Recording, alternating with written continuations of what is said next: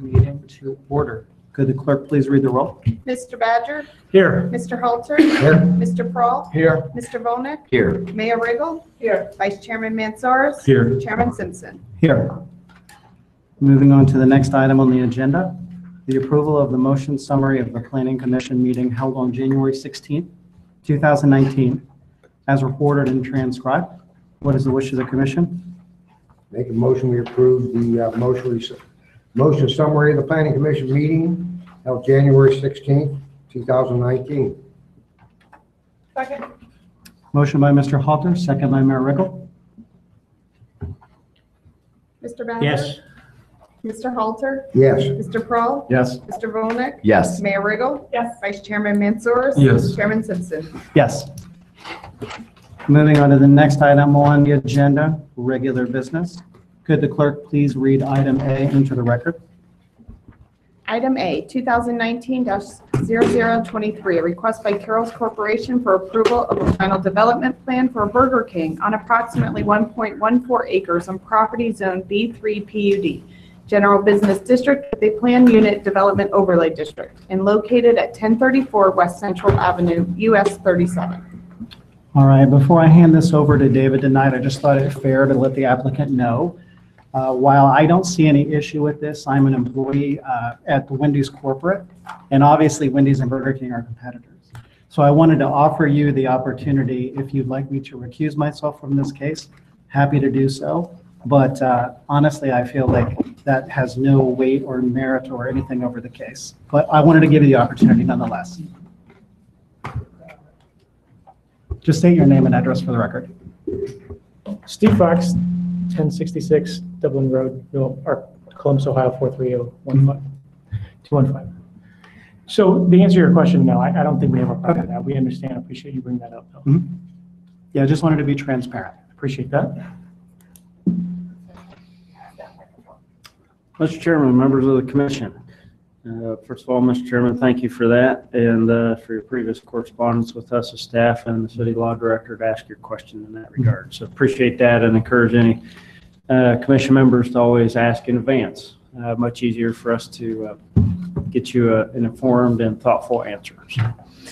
This is for Burger King at 1034 West Central Avenue. It's a final development plan, and the site is the last outlot of the Bueller's development, really the redevelopment of the Bueller Shopping Center that now includes the Jackson Retail Development, the Panera, the revamped and no longer Bueller's store facility in the back, and now the last outlot as shown on the screen. The site is zoned planned unit development, PUD. This is zoning in our code from quite some time ago, but it has been updated over the years and as recently as 2013, I believe. So aerial photograph, should we need it, that doesn't even show the Jackson Retail Development, which is on this site. This is the site of the proposed Burger King, West Central Avenue, it does show the reworked driveways and road network that exists on the site at the time. There is an existing house that would be demolished with this project. So we've put some color to the site plan for you. That these are obviously contained in your packet, but the nearly 3,000 square foot Burger King is shown in blue with the dumpster pad adjacent to it shown in blue. The hardscape for sidewalks and drive aisles, parking and such is shown in white. And then the landscaping around the foundation and the two double drive-throughs, in addition to around the perimeter of the facility with more setback and an existing tree lawn with some additional trees being placed between the parking lot and the adjacent subdivision, which is not within the city at this time. Also want to show you the proposed site plan with the parking and with the drive aisles, the one-way circulation and angled parking, double drive-through. This does all meet code and it meets the PUD text. All the landscaping proposed meets the PUD text. The use is in conformance with the PUD text that governs the site. probably from our perspective beyond the new business on this site and kind of finishing the redevelopment of the shopping center is that as the commission's well aware, when Panera came in and when Bueller's came in with their redevelopment several years ago, there was a lot of conversation about the need to do some roadway upgrades. Those were eventually divided into two parts. Bueller's and Panera did the first part of that. The second part of that was to come with at least the final outline, which we have here in front of us, and that would add this left turn lane into the site and reconfigure slightly, although at a fairly high cost, West Central Avenue to provide for that traffic movement. So this would complete, and the applicant would be required to complete that second phase of those transportation improvements. One note on the site plan, it is showing a sidewalk connection down to the bikeway, pedestrian connection that exists along Central today. One of the staff recommendations after we looked at it with our technical review committee was to eliminate this location for the connection. We always like to try to have a pedestrian connection up from the network to facilities, as you know, but to start to bring up the pedestrian connection into the center and over approximately in this location. But that would allow eventually for some more pedestrian connectivity throughout the entire center. Again, the center is a product of its time and it's changed over time, but that is one condition you'll note in the staff report as well. So proposed building elevations, as the commission is well aware, you rarely see the first, second, third, fourth opportunity for elevations as staff works with the applicants through our process and zoning text and tries to account for what we think we'll hear from Planning Commission, City Council in that regard.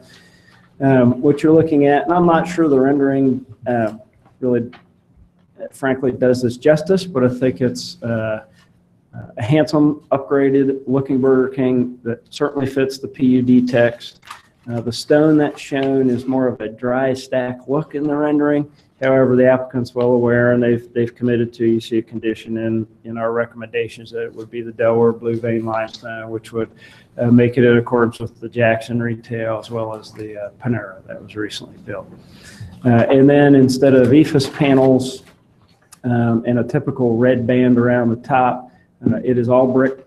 Red band has been removed and a lot of there's some red around the doors and that sort of thing. Metal panels in a prototypical new Burger King, those have been removed in favor of stone as well. Here on the top, you're looking at the main entrance elevation, which is the east elevation. Have that right? The front elevation, which is Central Avenue, the west elevation, and the rear elevation of the facility. So it's really providing for four-sided architecture. Any rooftop units would be fully screened by the parapet or otherwise have screening put in place as well. I will say that Carroll's Corporation and specifically Amanda, who I think came in, has been wonderful to work with as staff. We've had several meetings. She, in particular, has been very accommodative and understanding of the pretty major traffic improvements that are required here. And it's been, I forget how long we've been talking, but it's been a while. Been a while. So, yeah, it's been over a year, hasn't it? So she's had some work to do on her side with corporate offices. But with that, staff does recommend approval with 12 conditions, and we appreciate the applicant's help and work with us up to this point. Happy to answer any questions from the commission. Could you just state your name and record, or Sure. name and address for the record? Amanda Aldridge, and my address is 917 Harborview, Memphis, Tennessee. Thank you. Questions for staff? Hey, Dave, on the, looks like on the northwest corner there on the landscaping plan, there are evergreens to be planted. Correct. Those are flat ground plantings, right? No mounds? No mounds. There is You know what the height would be? there's an existing tree line here. The required parking lot, the light blocking bushes around the parking lot, Mhm. a couple of extra perimeter trees, and then evergreen trees. I'm not sure, I don't know the height off the top of my head. Typical would be 6 foot of planting. What number is that? I can see it. 6 to 7 feet. That's what it said. Correct. 67. And is that going to be enough light blockage for the neighborhood off of Crestview or just those couple houses, since we have the counterclockwise flow of traffic coming in? 'Cause I don't know the elevation difference between, I don't make my way up into that part of the city often. I think combined with preserving the existing tree row and being mindful of the development text, that's their requirement here, we believe as staff that will provide that level of screening that you just described.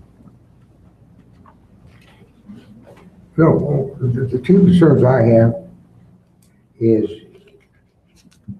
and I speak this from experience first of all, is that they almost always pick up the trash early in the morning. And with that first house especially, when they come in and pick up that truck and the truck starts going beep, beep, beep, beep, and they start bouncing that dumpster, you know, a lot of people are going to get up about an hour earlier than what they anticipated. I think we need to be looking at, like I said, this is unique because it's right up against a residential area. Okay? And that's what bothers me. The other thing is that, and I don't know if anybody here has ever had the wonderful opportunity, and I have nothing against Burger King or McDonald's or anything, but that odor from cooking, okay, in the summertime can really destroy sitting outside at nighttime. But theirs is flame broiled, come on.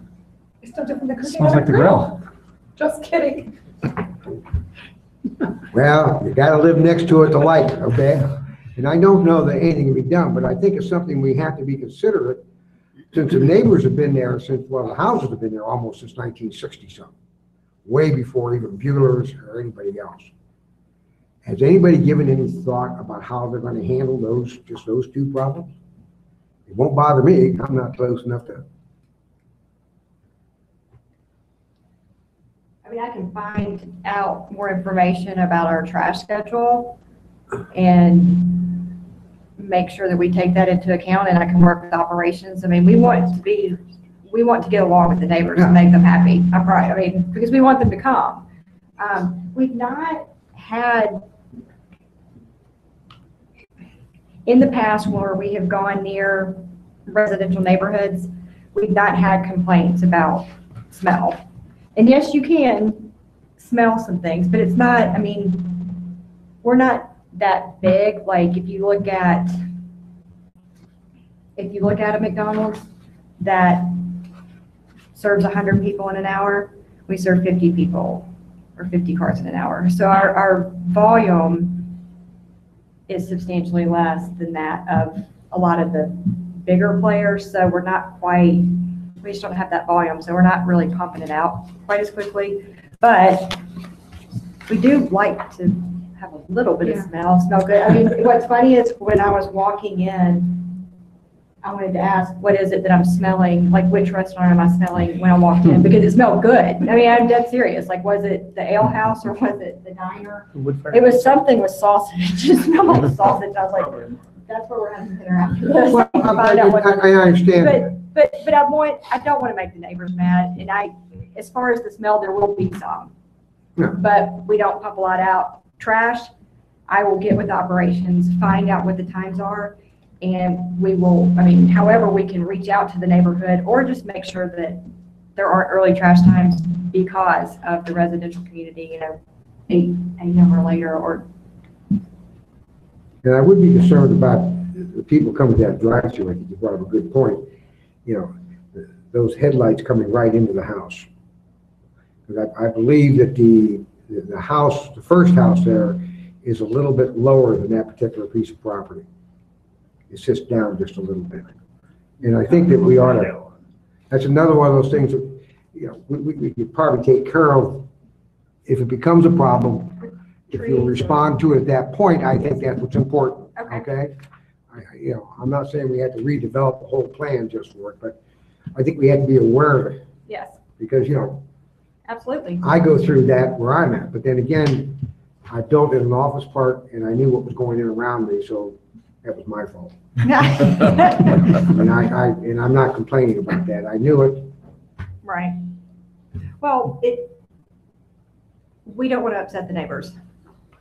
I will get with operations and we will do it. If there are complaints that come along later that we're flashing lights, then We'll get some more trees Well- or shrubs or whatever. the landscaper, I'm sure, would be glad to come back out and take some more money and plant some more trees. They're always happy to come back.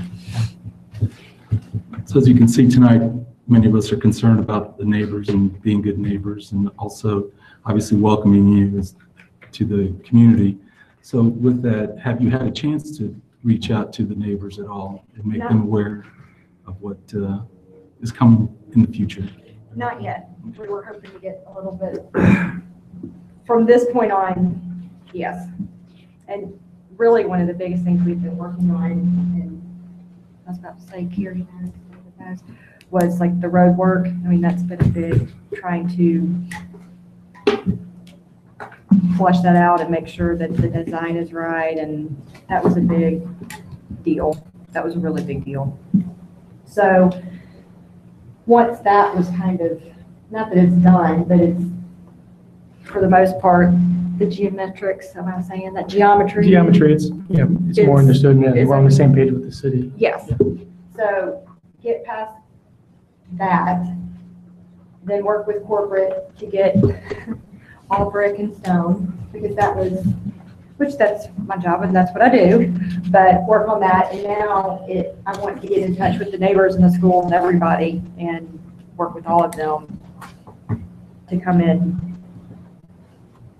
happily and hook them up with some free lockers and come over and get along. And so we'll work on mailers and things like that early on. And Dave, just to make sure I understood you right, the sidewalk is not going to go up to the front of the building, but it's going to run along the driveway or the road, street. Is that correct? Did I understand that?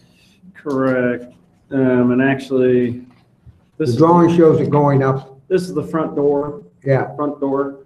So the sidewalk would go up this way, start up this way, and then cut across okay, in here. okay.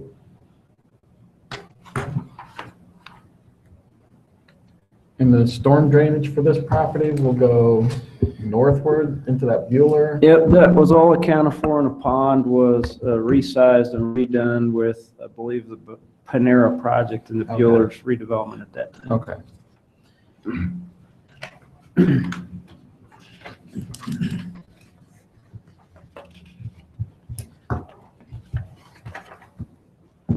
Any other questions for?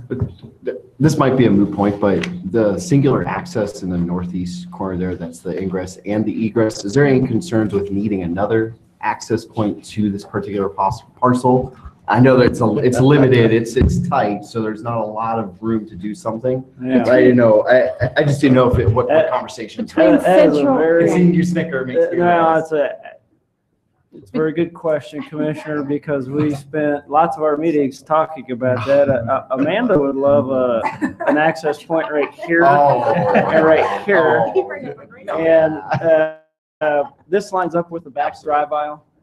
And we did talk a lot about, would there be a way to maybe bring maybe just an out or something like that over here, but long and short of it is, after all of those conversations of looking at it, it made sense to consolidate and coordinate the access where you see here.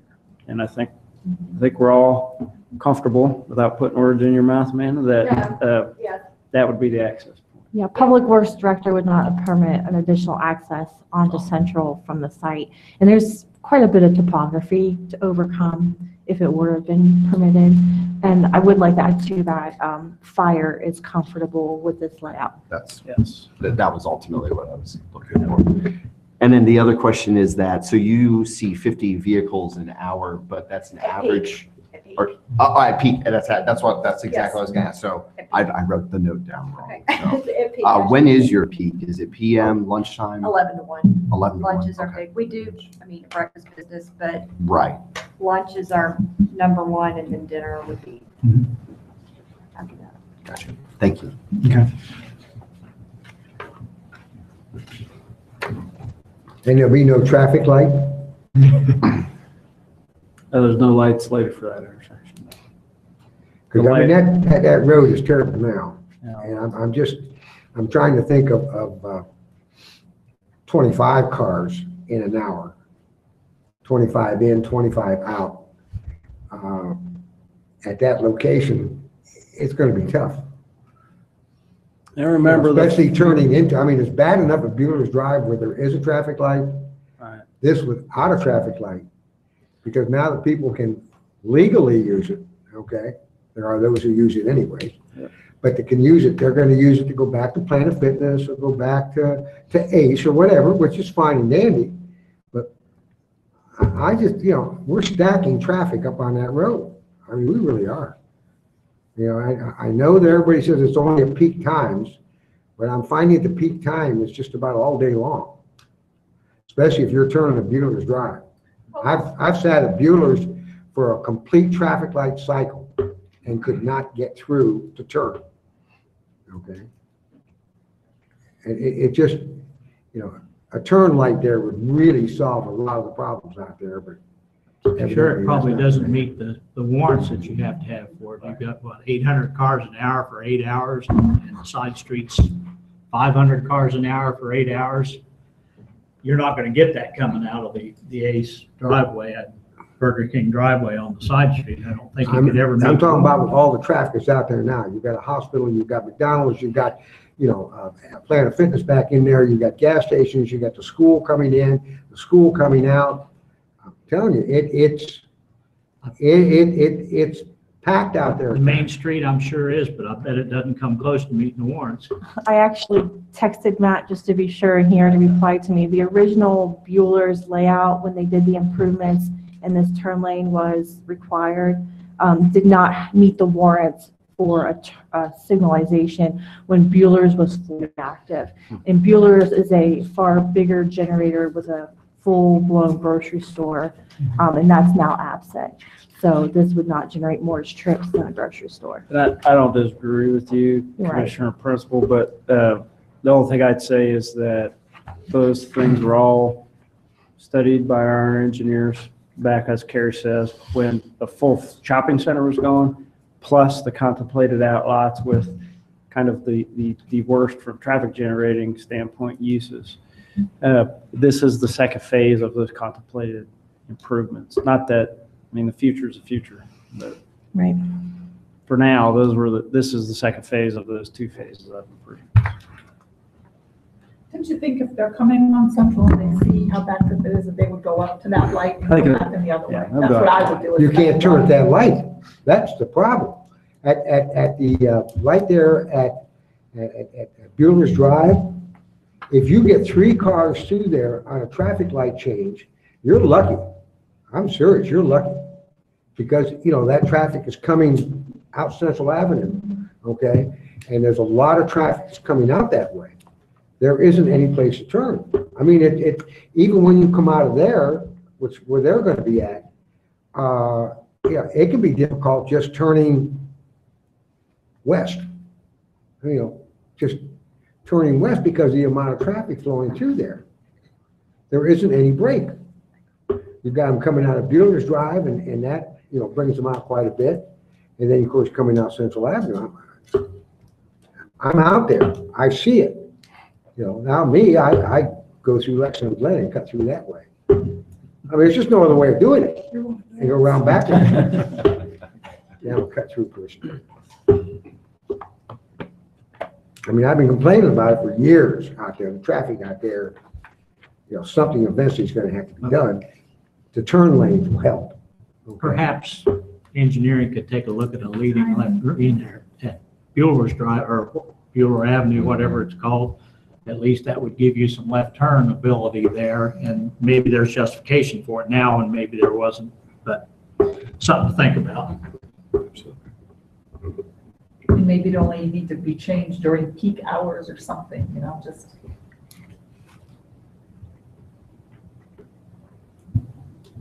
Duly noted, thank you. Along your long list of other things. So the goal is to have it, one egress, to maintain a counterclockwise flow, correct? Yes. So they'll come around the west side of the building.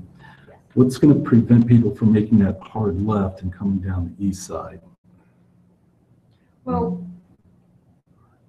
You know what I'm saying? It's they so can turn. They can't. They can. They can turn. And Come park, into the like 90s. Yeah. they're Go not- out. Yeah, they've got an arrow. This is really for the drive-through, and if someone with the escape lane, if someone, probably. what I noticed, yeah, I saw the angled parking, which would then, which works for people coming around the west side of the building, easily park in So this is two-way, or one-way, Okay. one-way, and this is two-way. 2 ways.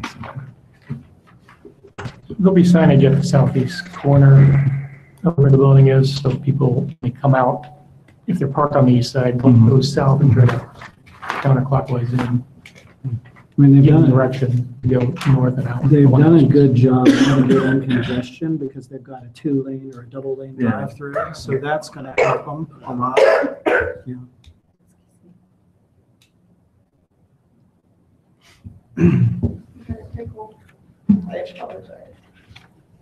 I think it's a pretty good looking building. I have to commend you guys, both staff and the applicant, for working closely on this. It's definitely along the lines of other Burger Kings I've seen, but it's actually, it has a little bit more of an upscale feel because of the materials and finishes. I like it. I think it looks good. So is this a franchise owned or is this corporate owned? We are a franchise. You're a franchise. So it's ours. Okay. You also involved with the other two that are, the one on South Sandusky Yes. and the one out by the freeway? Is there one up? By I think we 71? do. Yeah, 71. Yes, yeah. I think those Okay. are. Yeah. Okay. Are there any other questions for the applicant or the staff on this? Okay. Thank you very much. Thank you.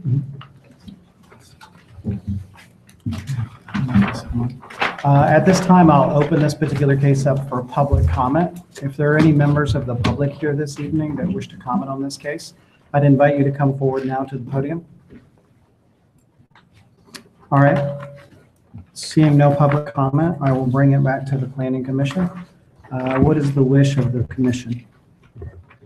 I'll make a motion to approve 2019-0023 final development plan with all staff recommendations. Motion by Mr. Badger. Or I'm sorry, Mr. Paul. Motion by Mr. Paul, second by Mr. Badger.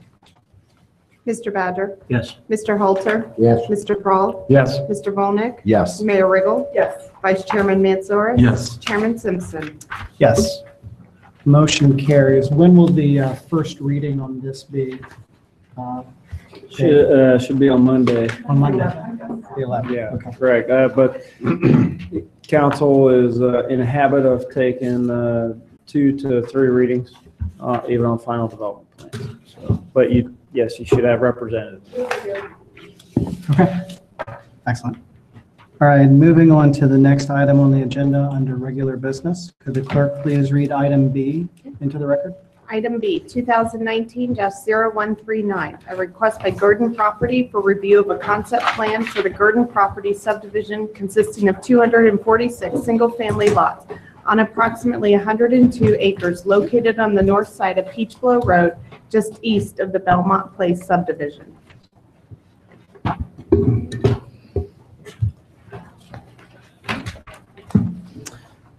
Chairman, members of the commission, this is a concept review and therefore no action is required tonight. This is really an opportunity for you as the commission and the applicant in this case, Mr. Gurdon, to have a conversation about his concept plan here. We did produce a concept staff review for the known parameters at this time. Again, it's in concept, so there are many things that are kind of unknown at this time. Thus the nature of concept plans. But this is about a 100-acre piece, really would finish or come close to finishing off in our utility boundary, the southeast portion of our community, adjacent to the Belmont Place subdivision and communities of Glen Ross subdivision, and also touching a portion of the Ohio Health campus site. Peach Blow Road is our utility boundary currently.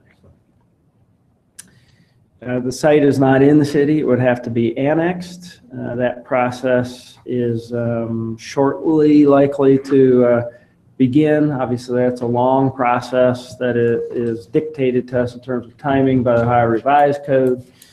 And those pieces of legislation come to City Council. But what we've talked about with the applicant is, again, trying to dovetail an annexation and a zoning, probably a plan and a preliminary plat, so that they come together before the Ohio Revised Code statute timing runs out on the annexation. That's the goal. That's always our goal, and sometimes we get to the end and the timing doesn't work out perfectly. But a good first step in this process, and we're appreciative of the applicant. Not all applicants do concept reviews, but we thought it appropriate in this case. And frankly, we need your feedback. So the comprehensive plan calls for low density single family. What's proposed in concept by the applicant at 2.41 dwelling units per acre, and all single family fits within our comprehensive plans parameters. There are also a number of specific parameters for the Cheshire sub area contained within our current comprehensive plan. Of course, everybody is aware we're kind of in the middle of going through an update to our comprehensive plan, and so those conversations I think are fair to factor in as well. However, the current comprehensive plan, or the old one, if you will, calls for the city to support residential developments with higher value homes and condominium developments in this area. The city's expectation is that residential development in the Glen Road corridor, and this is part of that greater corridor, would contain a mix of housing products, and that creative and imaginative site design techniques would be used, mixing densities and unit types as support. So those are just a couple of items from our comprehensive plan. Obviously, this moves along, becomes a case, we'll have a broader analysis for you, but I wanted to highlight those as well. And those are not inconsistent with the Belmont Place Planned Mixed Use Overlay, the Ohio Health campus and Planned Mixed Use Overlay, and the communities of Glen Ross Planned Mixed Use Overlay.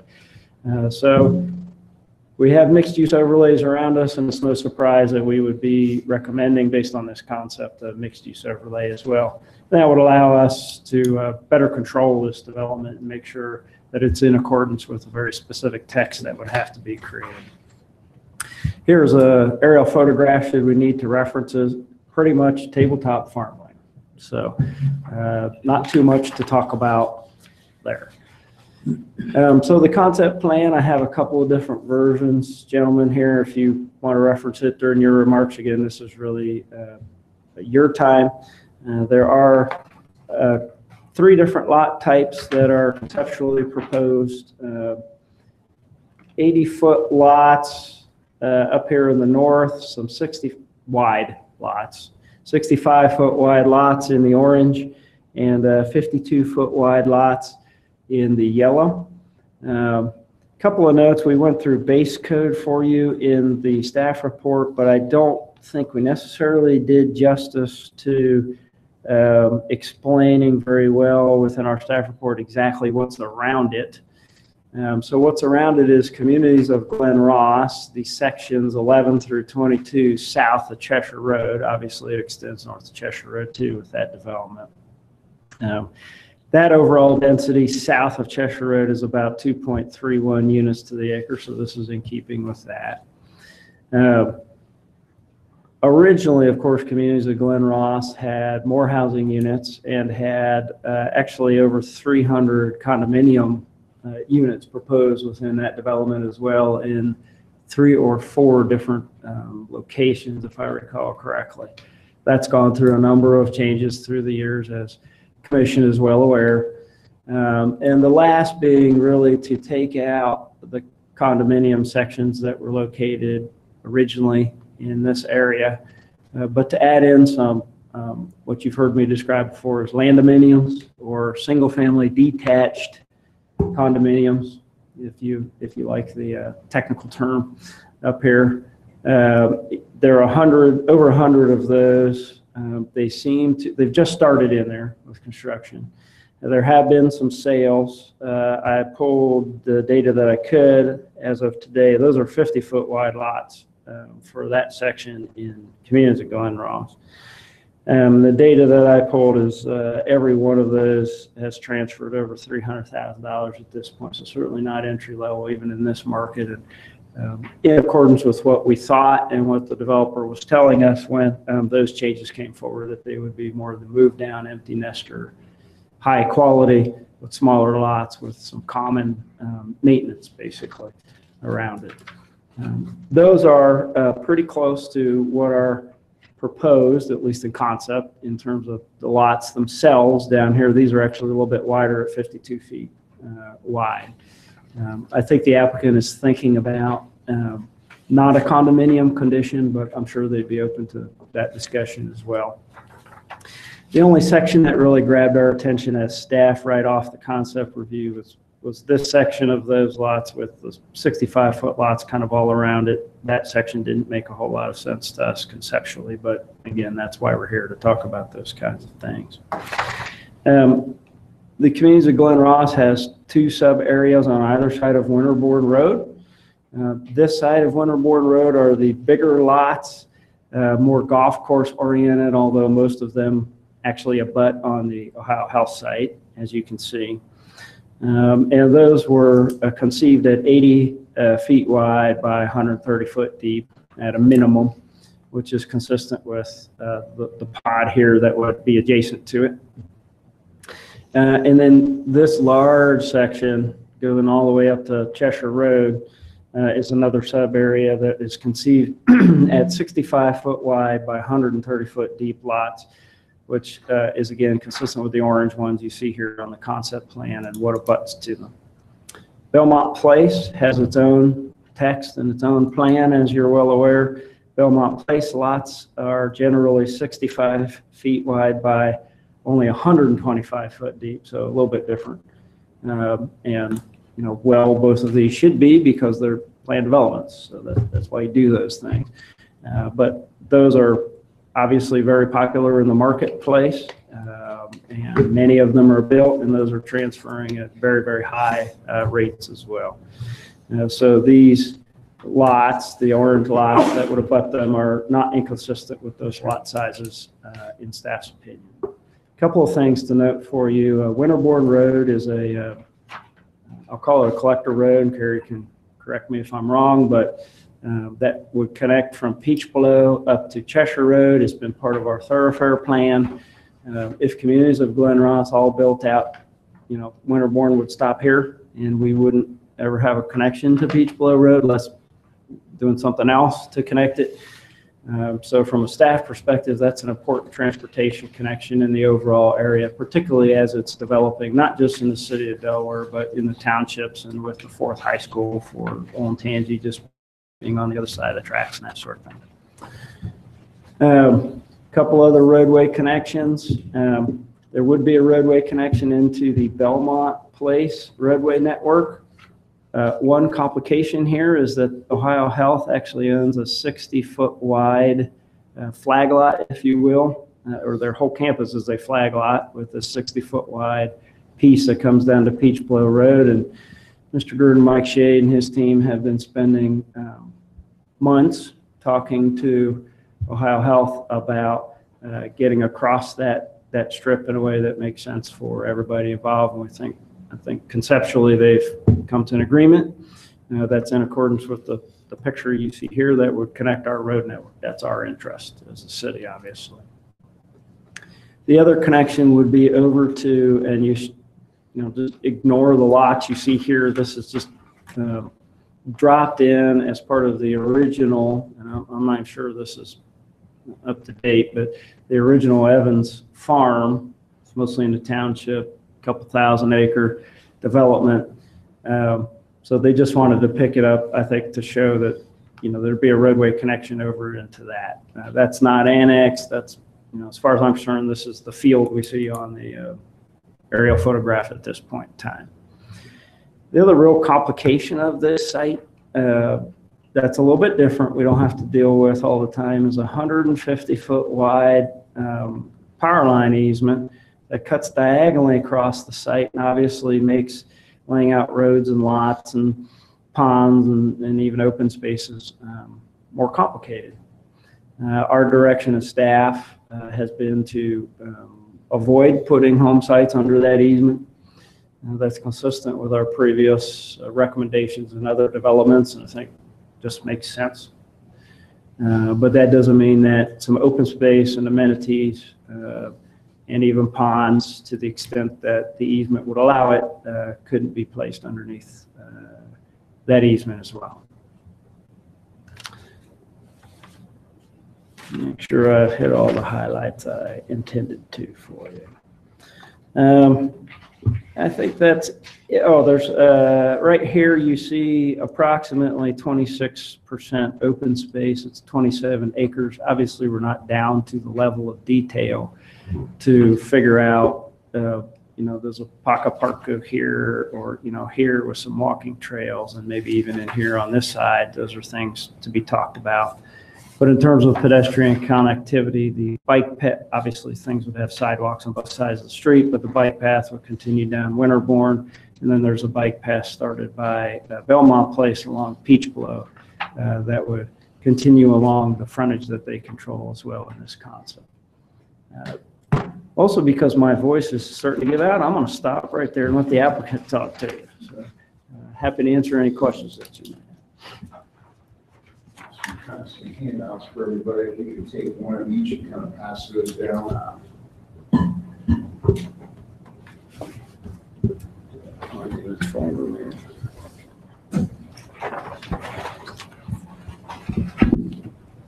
This is kind of our layout that I kind of like to put out front of you. Could you go ahead and give us your name and address for the record? I'm sorry? Your name and address for the record. It's Bob Gurdon. My address is 10590 Wellington Boulevard, Powell, Ohio, 43065.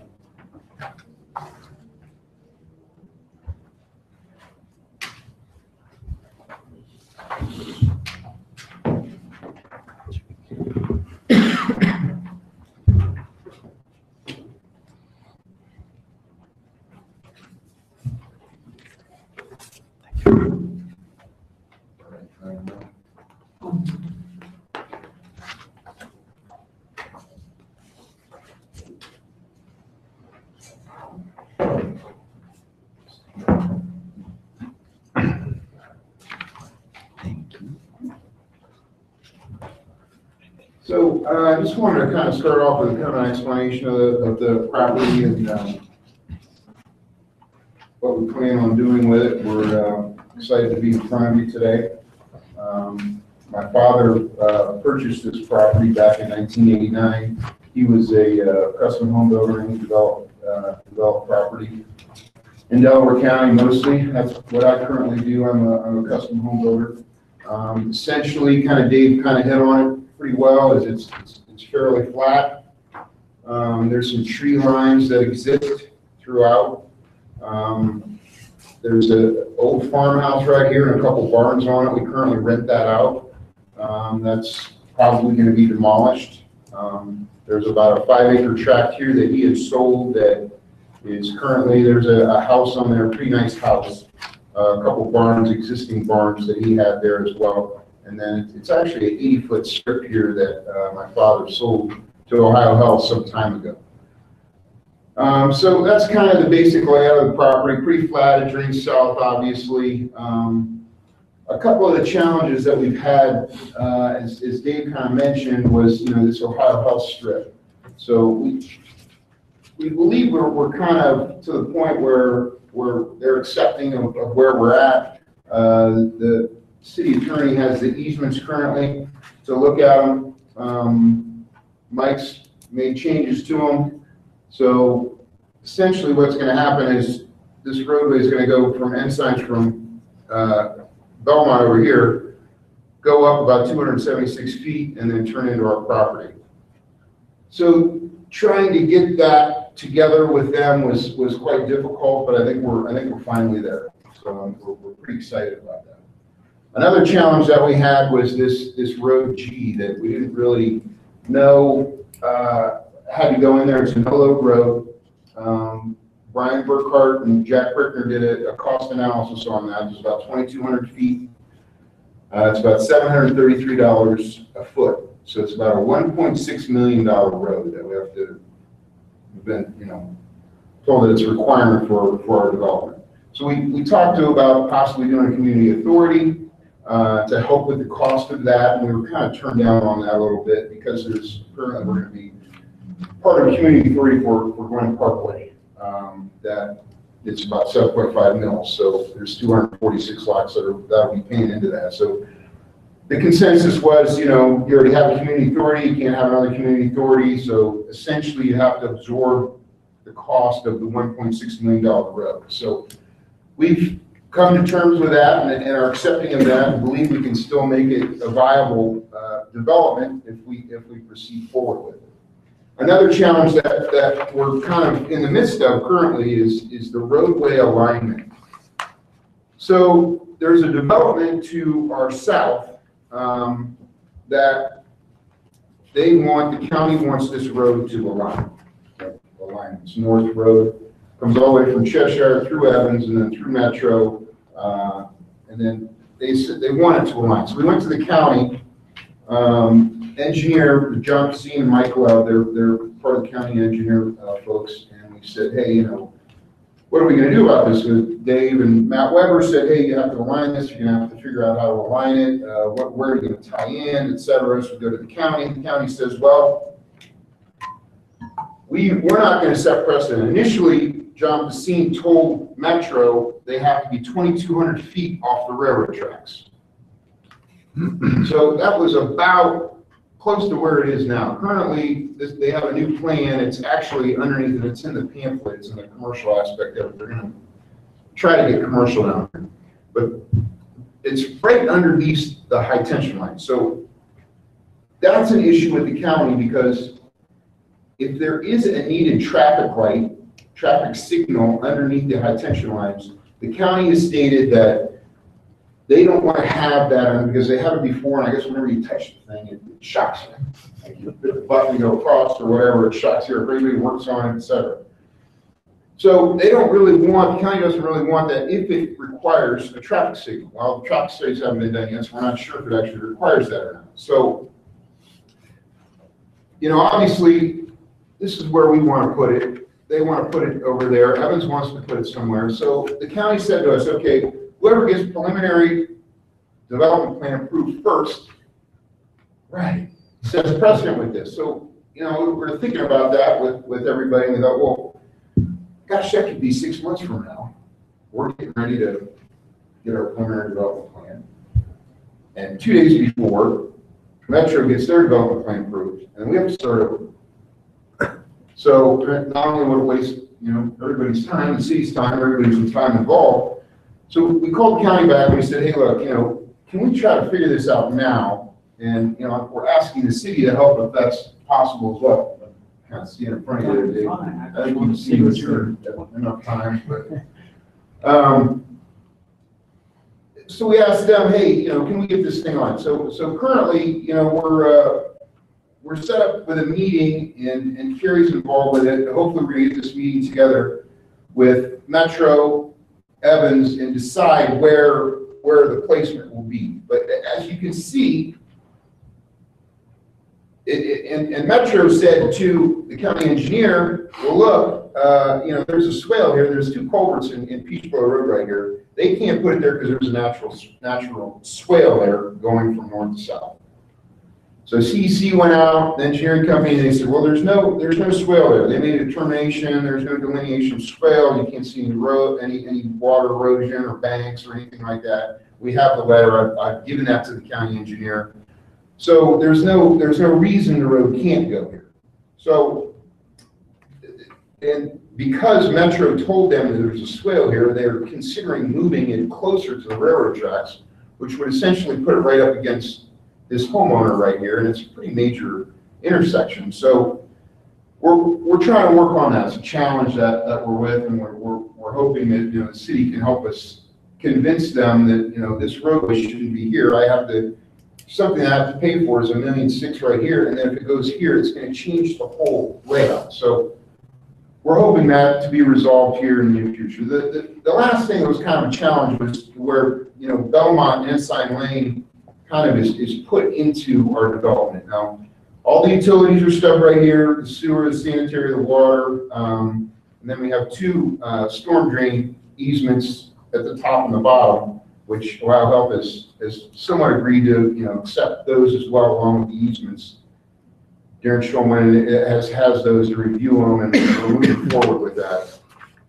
So because this was here, it kind of hits this pond and kind of runs into the back of the 5-acre lot, and it was difficult. We worked a long time trying to get this guy to let us, the curb was the radius on this was 225. We had engineering agreed to drop it down to 150, but we were still clipping the back corner of his property. So we had to try to trade land with him. We had to try to do all these things with him. Well, finally, you know, we kind of came to the conclusion that it's not going to work. So basically what we have to do now is come over to their 80-foot strip, and Ohio Health agreed to do this, go up 276 feet, and then enter up here. So those are a couple of the challenges we've had so far, and we've been working on this for probably close to 2 years.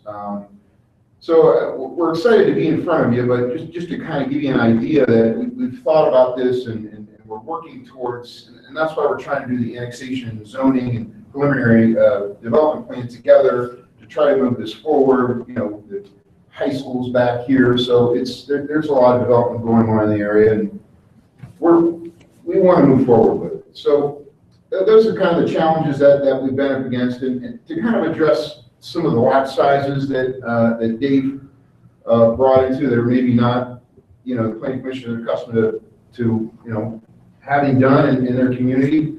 We're working with a couple builders, so Ryan, Rockford, Westport we've talked to, Pulte we've talked to, although they have quite a few lots, Homewood. So people that are building these types of houses in the area and understand what the designs that are needed, the square footages, et cetera. So they're willing and understanding of what needs to be put in here, and you know, we'll work with the builder and the planning commission to resolve any issues of there's square footages, how much natural exteriors need to be, percentages on the front and the sides and exterior. So we're not concerned with that. We think that's gonna go fairly well. The next thing I kind of want to bring up is the smaller lots. So I did a little research on my own, and in your packet there was a NRDC report that was January 14th, 2014. This was right after the census in 2010. So basically, there's a couple of things in here that I'd like to kind of bring to your attention. The fact of the demographics and kind of how this report sees the demographics changing in the upcoming couple of decades. So it says on here that the gross share, so the share of folks that are currently from 1990 to 2010, folks 65 plus are about 19%, 35 to 64, and those are folks that are probably going to have kids, families, they want bigger backyards, they want bigger houses, more bedrooms, etc. They're 78%. Under 35 millennials, those folks are about 3%. So the growth share from 2010 to 2030 significantly changes. So 65 plus goes from 19% to 56%. Majority of people buying houses are going to be over 65 in the next 20 years. 35 to 64 goes from a 78% margin to 22%. Those are kids with families, etc. 35 and below goes from 3% to 22%. So, you know, after you I read through this whole thing, and it's obvious that there's definitely a change in our society, and it's when you look at this and understand it, it's geared towards, millennials. They don't want to have they don't have the kids. They don't want to be tied to this, mortgage, to the yard work, etc. So there is a trend to smaller lots. So I guess the point I'm trying to make. The second article that I have here kind of goes into a little bit. First paragraph is called Missing Middle. By 2020, 34% of all American households will consist of a single person. By many of them, women or persons, by 2025, up to 85% of households will be childless as millennials choose to marry later and have fewer children, and the number of empty nesters households continues to grow. So just kind of another point that we're trying to make is, things are changing, and as I talked to the builders probably a year and a half ago, they said, look, the trend is you need smaller lots. These are what everybody's going to. They sell, they're not as much money, they cost less, and this is just some information to try to kind of back that up as the research that I did. So this third one is executive summary. It's from VSI, Vote Strategic Insights. I'll just read a couple excerpts from it. Based upon a recent report by the Urban Land Institute, Middle Ohio Regional Planning Commission, Central Ohio is expected to add as many as 1 million people by 2050. So this is kind of getting into the absorption issue. There are a lot of building lots being brought to market in this area, quite a few, in the next 2 to 3 years. So my thought was, well, hey, are they going to sell, are they going to sit, what's going to happen? So we did a little bit of research on what actually what the projections are for growth. So it says in this report, Columbus MSA will average 14 to 21,000 new jobs every year through the year 2050. On the third page, it said there's a direct correlation between permits issued and jobs added. So from 1990 to 2017, there were about 276,000 permits issued, 276,000 jobs added. So if you go back to the previous page, 14 to 21,000 new jobs annually till 2050. Currently, the permits in the area are between 7,000 and 8,000.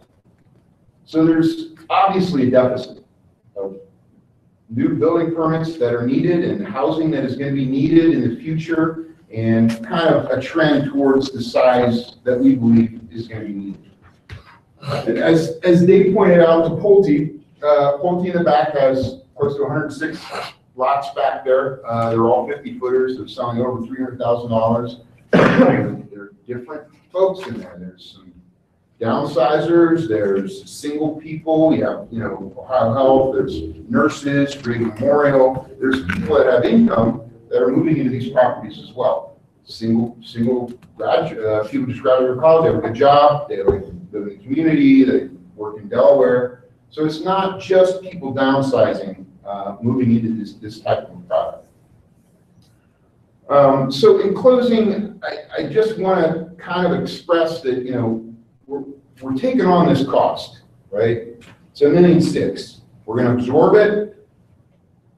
We're adding a secondary access for Belmont Place. We're going to make that happen. Put the roadway in. It's all going to be connected. We work with Ohio Health on that. It was a long, arduous task, but we think we're 99% there.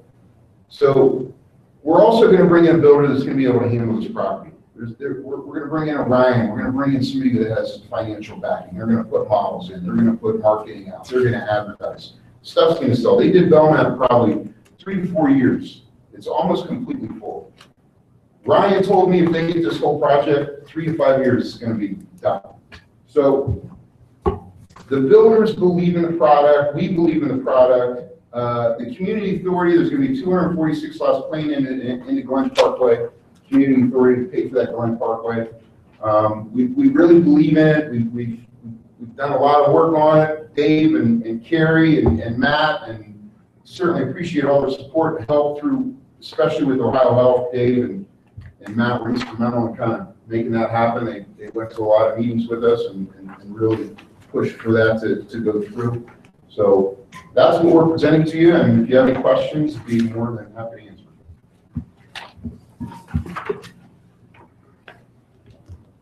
Yeah, I would mention though that those 50-foot lots, those are age targeted, 55 and above. They're actually As a- 52s, but I meant the Pulte ones on Okay. the Alpha Cheshire. Those are actually age targeted at an age of 55 and above.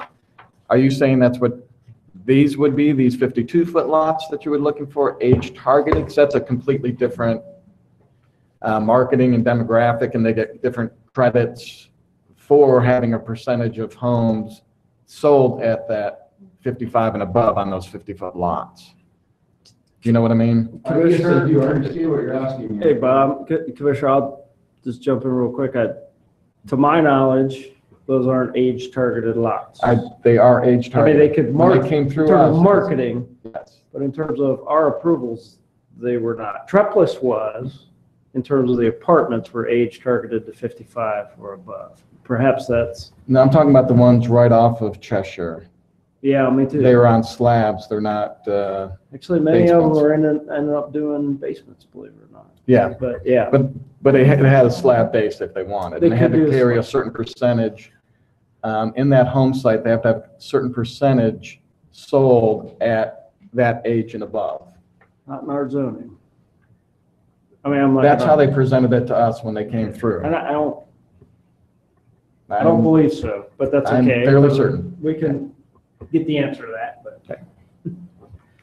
So to answer your question, Ryan believes that one of the main people we've been talking to, that there's going to be some areas that may be geared towards downsizing 55 plus, and some areas that are going to be geared towards, first-time home buyers, or, dual income, no kids, that don't want a big, footprint that, hey, we want to go travel and we don't want to spend all our money on our housing and take care of it. And so there's going to be a dual purpose for those size Okay. lots, is my Gotcha. understanding. Okay.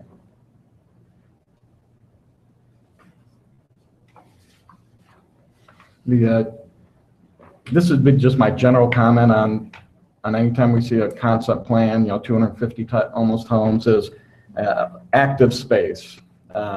Whether it doesn't have to be, when you travel around the Glen Ross area, you're going to see big parks, you're going to see, pools and stuff like that. And I don't mean to have this property have that, but to having active space. Which means, you got the land graded out, whether they're playing ball on it, whether it's walking paths, if you're in Belmont Place, you're going to see a little basketball hoop, you're going to see a little tot lot. Just making sure we're incorporating that philosophy in that area. Because really, as this leads into the communities on both sides, you do see a lot of younger homes, or younger parents with a lot of kids and stuff like that. So just making sure you're hitting all those bells and whistles that they do want to see in their development. We understand there's a required 10% for active space. So again, we're pretty in concept right here. Right. We understand that. Wherever it's going to occur at. Yeah, so That's we've not- designated a couple spots up in here, down in this area down here, where we could create some sort of a space for folks to hang out or fish or, whatever around in this area. But we're understanding of that and willing to work, towards that.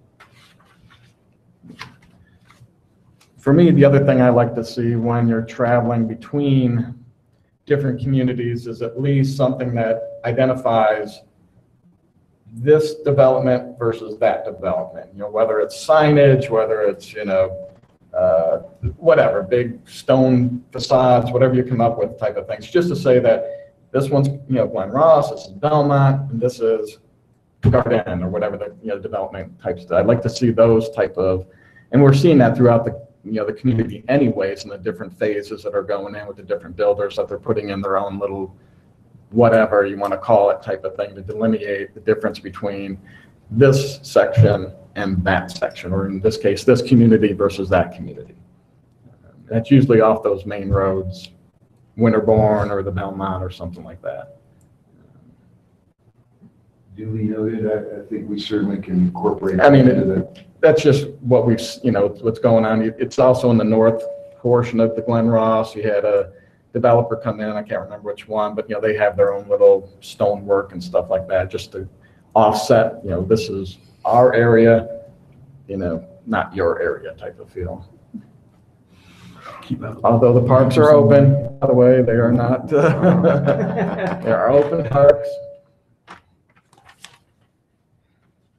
By the way, great presentation, and really appreciate bringing forward what kind of expense you guys are looking at to be able to create that spine that the city is looking to have. So it brings me to my comment that, so the city has a requirement of that spine. You guys have to get annexed into the city, and then you've got that 150-foot wide easement.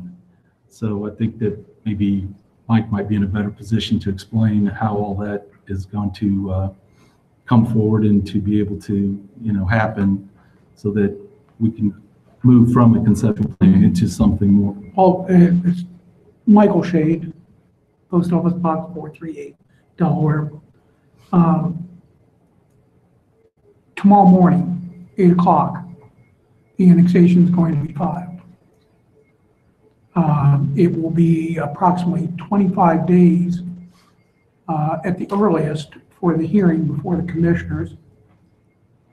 After the commissioners take action and take the vote, it comes back to the city, to the clerk, and it has to sit for 60 days.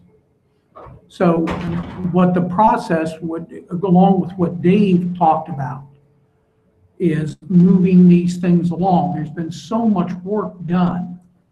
One of the things that, Bob kind of hit on the points, but one of the things immediately below the 65-foot lots at this end of the drawing, you have industrial ground. It's the old Valves and Presses location, still active industrial going concern. The middle slot, as Bob talked about, is going to be commercial. One of the things that a lot of people are not aware of, and we are a signatory as a city to the Thoroughfare Master Plan for Delaware County. Now, they're working through their amendments to that now, but the trigger for Winterbourne and what is, and why we are here tonight and what's going to be happening down the road is Winterbourne is going to be in the city of Delaware. Immediately south is something along the lines of North Street Road, which is going to weave its way through and come out at a roundabout on Lewis Center Road. From that point south, on the south side of the roundabout, will be Green Meadows Drive, all the way down to Powell Road. It's going to be an integral part of moving traffic in conjunction with 23. I don't know if any of you have been down on Lackey Old State, south of Orange Road, but they have completed that first phase and they're moving to 5 lanes of traffic, which will extend itself all the way north to 3637. How that gets built out, when it gets built out, none of us know that. The Evans Farm aspect of this, not touching on this project, but the main core of it is $30 million worth of road improvements in the immediate area. So there are so many moving parts here. In a perfect world, you'd like to be able to do all these things on one piece of property. But unfortunately, this is 100 acres sitting in, and we're taking, I haven't done the calculation, but we can get that to you on how much roadway is on Winterbourne. This thing is going to evolve. There's going to be different things that happen but this is our southern border. This is the last piece.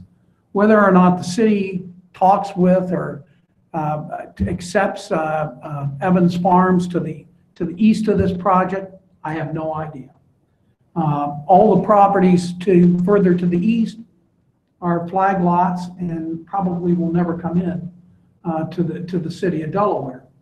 Well, unless they need services or the city of Delaware opts out and says, we'll let the county service that area. So this development immediately south of this project is going to have a school incorporated into it, an elementary school site. In addition to that, it will go, just that project will go from Peach Blow Road to Shanahan. And, you know, then you get into the Old Tangy Schools just at the south end of that. So it's, there's lots of moving parts here, and Bob, I'll tell you, it's been pretty amazing, because I told him coming in when we first started talking about this, I told him, I said, Bob, this is big stuff, and it takes a lot of work, and he has, I think, been patient with all of us, and he certainly has appreciated everybody's input into it.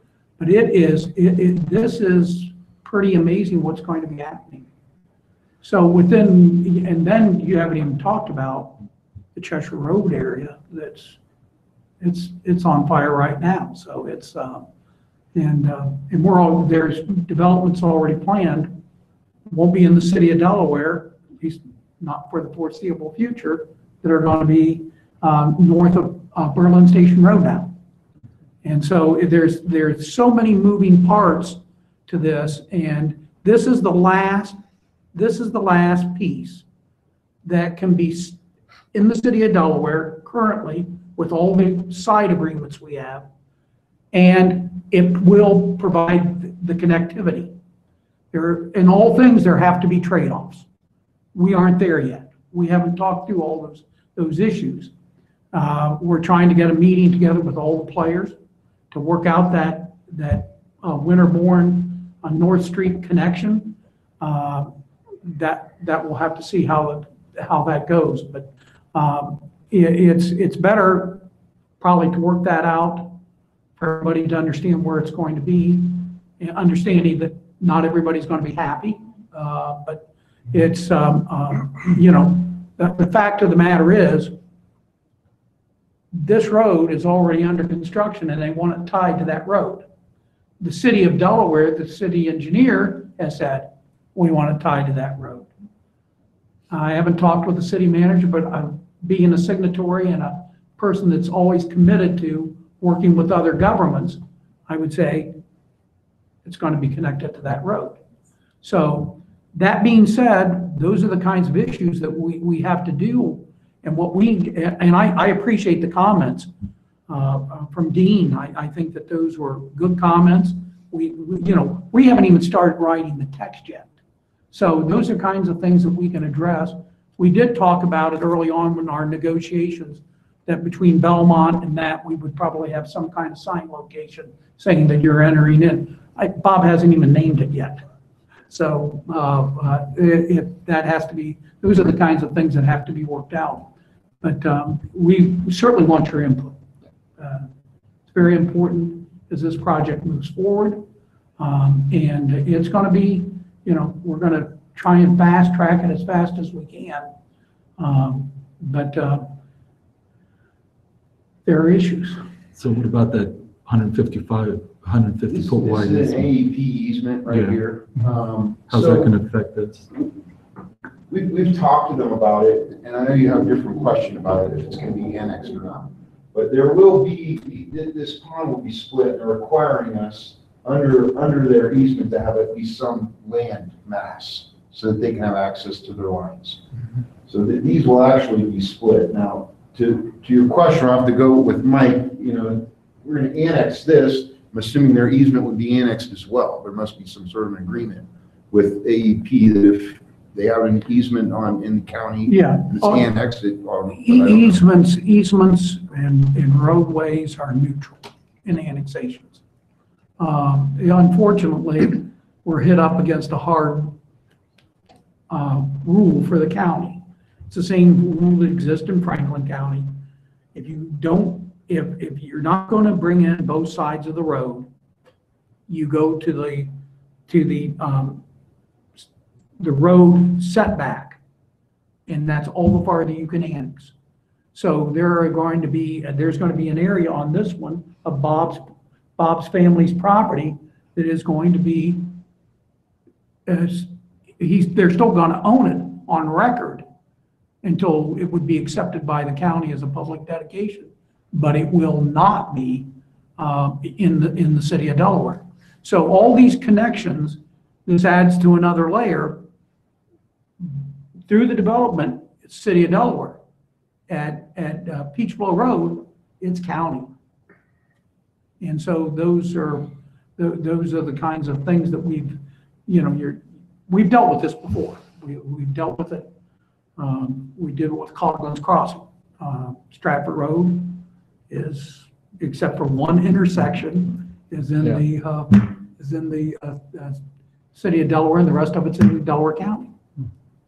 So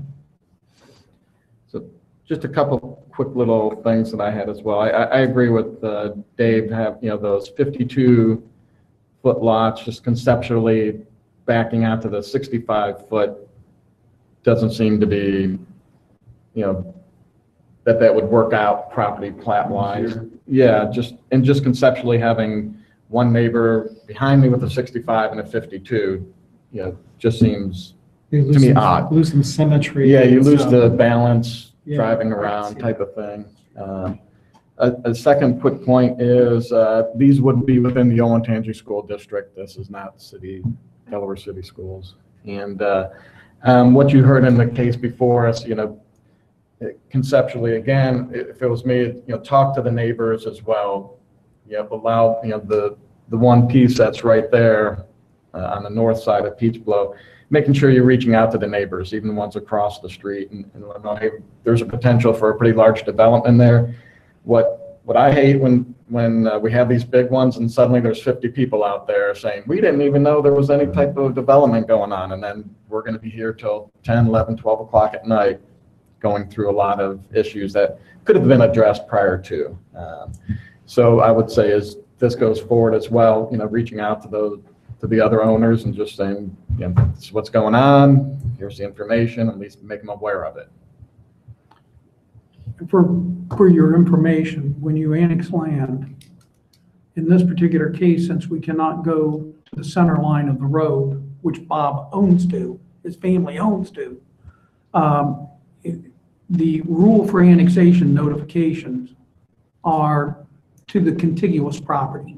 Mm-hmm. So when you have, notice will be given to Ohio Health on the west, Holte Homes of Ohio on the north, Evans Farms on the east, and Gurdon LLC on the south.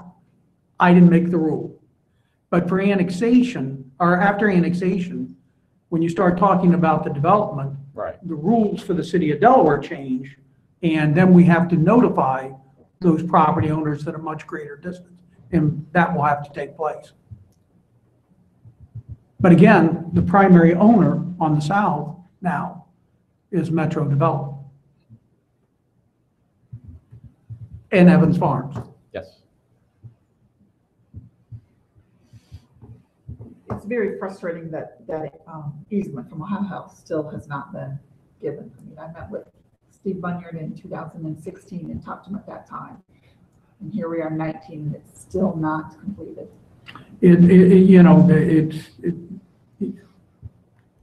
For those that work in the corporate world, they have their levels of hierarchy, and we found out about it firsthand.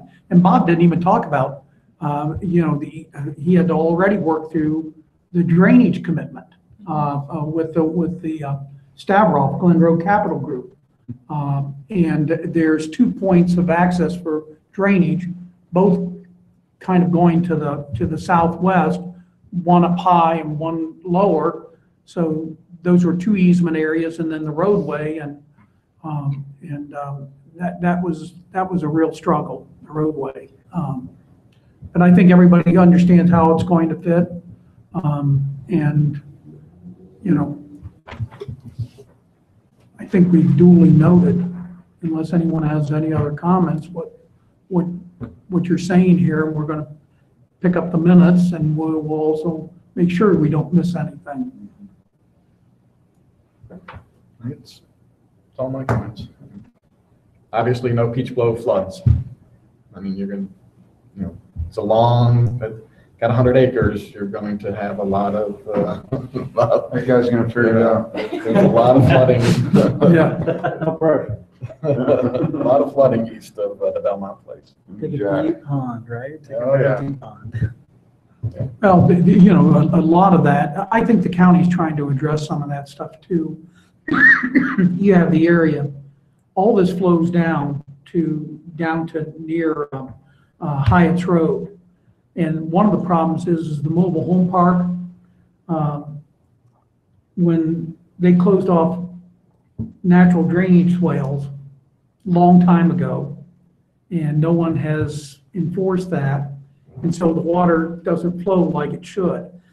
The plan is that they're going to open those things up.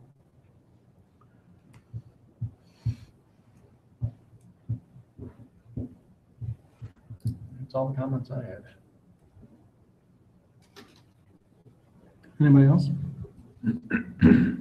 I guess lot sizes do bother me, especially in that area. But if we're going to start allowing this, shouldn't we, it's something in our zoning or something that will address this for other sites? I mean, when we developed all that land in there, we told them the lots had to be a certain size, the houses had to be a certain size, and they all lived up to it. They all didn't like it, but they did live up to it. And now all of a sudden we're saying, well, we're going to make a change.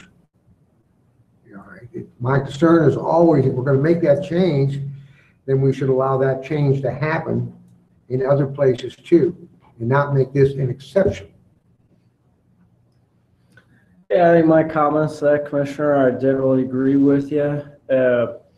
Again, these are plan developments, and for me, both as a planner but also legally, each of the plan developments is taken on its own merits or lack of merits, and the zoning text and plans are specific to those that go through the public process, and eventually City Council makes a decision for us all as to whether or not they want that particular plan in that area. There's a whole host of base zoning districts, even under our current zoning code, that the applicant could be looking at if they wanted to. The mixture of uses is tough just because our zoning code is of a vintage where it doesn't allow a lot of that. And part of what we're talking about with our steering committee on the comprehensive plan, as those of you on Planning Commission know who have been part of that, is these kinds of issues in the changing housing market. What does that mean? What does that mean for Delaware? What do we want? Maybe there's things we want and things that we can get and things that maybe we want to encourage. So there's all of those kinds of discussions. The normal course of events would be to finish our new comprehensive plan process to conclude those discussions, and then really go through and update our zoning code to help us implement that new plan. That would be the normal process. Obviously, the world doesn't stop and wait for us to go through that process, especially here. So we have to deal with these developments as they come along as well. Certainly last year, we all know that through a number of cases. So I don't disagree, but then again, I do kind of see the value in the plan developments from our perspective with a specific plan and a specific text that gives us some more teeth to enforce than perhaps a base zoning code. And we do get some upgrades over a base zoning code. But it allows each development to also not be kind of cookie cutter. They can be unique and a little bit different and provide for some diversity in housing stock and diversity and development within our community, which is generally a good thing. If you look at Houck Road south of 36, that's a pretty mixed use area. You go from single family detached to traditional attached condos to senior affordable housing to old style neo-traditional and then smaller single-family lots to actually landominium duplexes and single-family detached condominiums. So that's and a Y and a community park and all the rest of that goes into our industrial. So if you zoom out a little bit, that's a pretty diverse place. That was developed under a previous zoning code too. So we do have a history of working our way through these things too.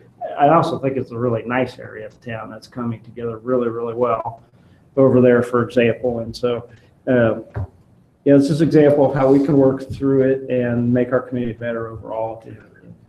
Well, yeah, it wasn't so long ago, we had a developer come in here and we were very unhappy with his density. Okay? No. We made some agreements. We finally came, kind of worked out the density. Now we got another one that we say, oh, well, this is kind of unique. We like this. And that's what's concerned me is that we make the rules and then we got to, how to say it, I don't want to, but we make the rules and then they float around. I hear what you're saying. And I know that you can't just do a cookie cutter, everybody's going to build the same thing. But we have talked about smaller houses, smaller yards for a lot of years, okay? And now all of a sudden, but we never addressed it except we talked about it.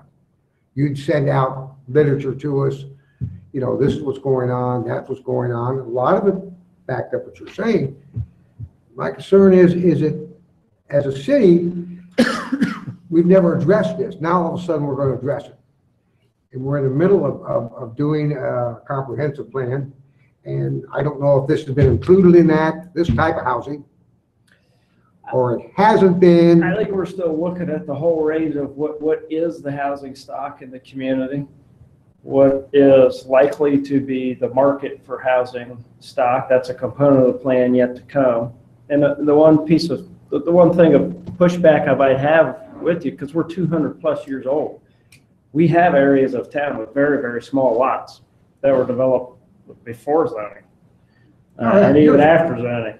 And we also have lots that have been developed through the years of this vintage of plan and zoning code, and even the one before that, and probably the one before that as well. You're right, kind of in a one-off scenario. The one thing I'd say is when we evaluate these, we should all be very careful with our terms and what we're evaluating, because when I look at the overall density here, it's in conformance with our plan. There's just no question about that in my mind from this concept plan. And it's also in conformance with at least the two surrounding developments in the city. The township they're doing their developments. But so from that perspective, it's in conformance with those things. I think and certainly we have lots of 65-foot wide lots and some 80-foot lots. The 52-foot wide lots are the thing that are a little bit different. Now, but 25 years ago, all we talked about is we wanted to get more upscale housing. We wanted to get bigger housing. We wanted to move away from what we called the starter houses at that time, and we move up to this. And now it almost looks like we're beginning to come back again and say, well, maybe the smaller houses are the way to go. Well, and I'm not saying that we shouldn't. Is what the public is driving us towards, and I'm hearing this over and over and over again. The BIA is going to come and speak to us on the first Monday in March and tell us what they're seeing. We've got another report coming in from Morpsey. They are wanting the smaller lots, the smaller houses. I mean, a lot of people are moving upstairs in buildings downtown in Columbus because that's what they want. They don't want the huge house, the huge lot. So we have to listen to what people are asking for. Yes, you're right, we need to change our comprehensive plan, but we need to gather all this information and make sure we're all going in the same direction and the right. We're not lessening what we want on the outside of these buildings. We're not lowering our standards in any way there. We still want the limestone, we still want all the upper scale. We're just lowering, possibly making the lot smaller and the footprint's a lot smaller. Same thing with the apartments. They're telling us, I can't believe someone wants a 970 square foot apartment. But that's what they want. Some as low as 600. I don't understand it, but that's not me. One thing to consider along the lines of those remarks is the communities of Glen Ross and some of the other ones that we've seen recently in the community, the house sizes themselves, even though the lots are a little smaller, are not appreciably smaller than the other units. Now, Communities of Glen Ross has a lot of units and a lot of different styles and a lot of different sizes. Even what we're saying, they could build on slab, but the majority of them so far are building basements. The majority of them so far are over the minimum square foot sizes that we set for that section. And they're not terribly smaller, a couple hundred square feet, from what we see in some of the other lots, like the 65-foot lot. I like Just something in there, in the fit and finish of these units, as a remark on the price points of at least what we're seeing today. Up there for first 8 or 10 of them are, the cheapest one I saw was, I think, $310,000, and the most expensive was almost $400,000.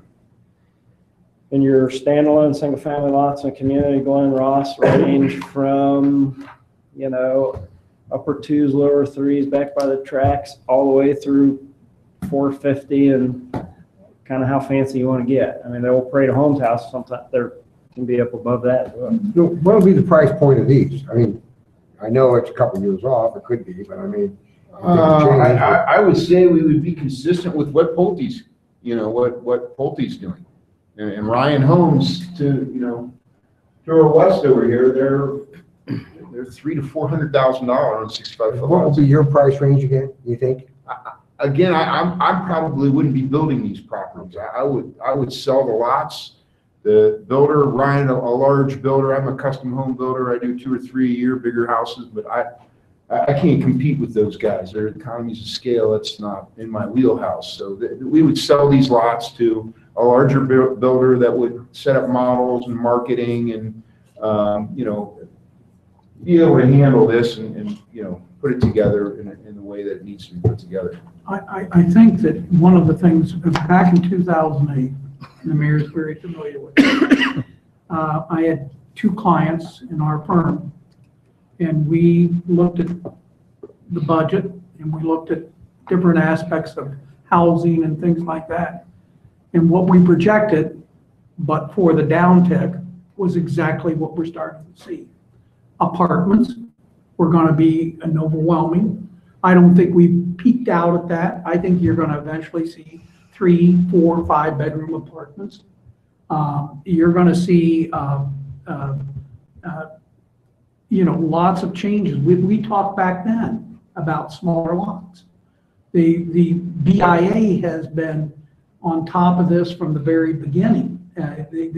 They answer to their customer base, which are all the builders in Central Ohio. And one of the most frightening things is the cost of the housing. We are now, pretty consistently, and I don't want to speak for Vince Romanelli, but I had a meeting with Vince, and he says we're not building anything under $165 a square foot. Now, you want the simple math, 2,000 square foot home, that's $330. That doesn't include the lot price. The lot prices are now in the, probably, depending on where they bought and how they bought, the builder, you're looking at anywhere probably at the low end, 85, on up to and including $115,000, $120,000 for a basic, what we would call subdivision lot. It is staggering. And for instance, I have several projects going out east on Cheshire Road. There will not be a house built under jumbo loan. So for your information, 417.5 currently. And with tops at over $1 million. And the same kind of mix that exists in what's going to happen or what they think is going to happen in Evans Farms. It's an evolving process, and I think that's one of the benefits we've had with having Dave on staff is that Dave keeps up with them. Some of us are development junkies, and we constantly evaluate, look at what the market's bearing, how this thing's going to fit into the community. And I think Dave's tried to do that. And, 15 years ago, we didn't have planned mixed use. Now almost every development. Why? So Dave can help guide this commission and the city council through the process that we're taking the things that are most important. It's not about the size of the lot, it's about the quality of the house that's on the lot. And that we can have affordable housing for all people and a general mix in the community. Those are really important issues. Everybody can't afford a $500,000 house. I have a client that just sold some of this land down on Cheshire Road. She is in the plus 65. And she closed on her house, new house, along Cheshire Road at $580,000. So, and she's a single woman. So it's just, the marketplace will drive the engine. And we have to be adaptable to that. We have to understand that these millennials aren't thinking the way traditionally we thought about things. Having a house with a fence and a, front porch and things like that. They just don't think the same way. As Bob said, they want to be out there, they want to be traveling, they want to be on the golf course, they want to be going to their clubs and things like that. So it's a different world, and I think the process that you all are going to go through over the next year is going to be really important.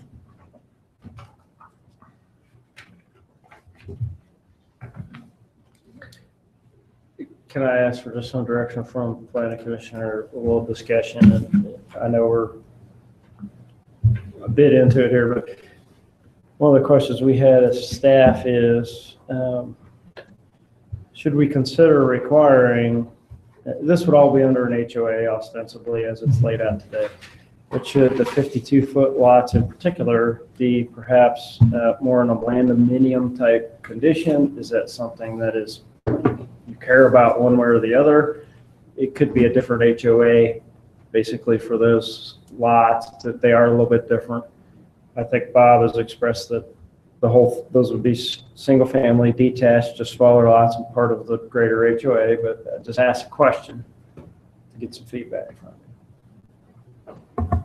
I don't really see in this case, one way or the other from my perspective, as long as they're all covered under basically the same rules as the HOA that would be put in place for this, and they would all be part of the Southeast Highland sewer additional charge, part of the Delaware South Community Authority, and $1,000 per lot transportation fee, which is what everybody's paying in area. Well, and once again, not to belabor the thought, but going back to when we decided, the city looked at moving to the bigger houses, okay, and the more expensive houses. I'm not sure if everybody understood one of the reasons behind that was. It was an increase in income tax. If you go back the other way, you're going to have a decrease, okay, because we all know that the houses don't pay for the services we render. They never have. But the idea was we went to the bigger houses with people with a higher income, we closed that gap somewhat. If we stayed with the starter homes, we opened the gap. Now that was one of the reasons why we did it. And I'm just, once again, won't make a lot of difference in my life. I'm too damn old to start with. But, long term, we have to balance that out. Well, then you have to determine what's a starter home, because the prices he's talking about is not a starter home. This is not access. This is not even in the city of Delaware yet. I know. Okay? If it doesn't come in the city of Delaware, it won't make a big difference to us. I understand that. All right? I don't think As these I are say, starter homes. we've got so much land annexed. Okay? It's not being built on. And the question is, and I've always asked it, and I'll continue to ask it, why are we annexing something in we can't even afford to take care of what we have today? We can't afford to take care of our own streets, and I don't want to get on a bandwagon, so we're going to add more, so we can't take care of them either. We have always been entitled to go to Peach Blow Road. That's been our bottom line for quite a while. Yeah, well, I'm just saying, we need to be very conscious of what we're doing here. Nobody's a new fire station down there, Cheshire. We're good. We're talking about just taking care of the streets. Okay, it has nothing to do with the fire station. I think it would be, probably, those are kind of philosophical questions, and I think you have to think about those and talk about those as you go through this process of the comprehensive plan. But I would say that looking at the empirical data, the price of the home has nothing to do with what these people are earning.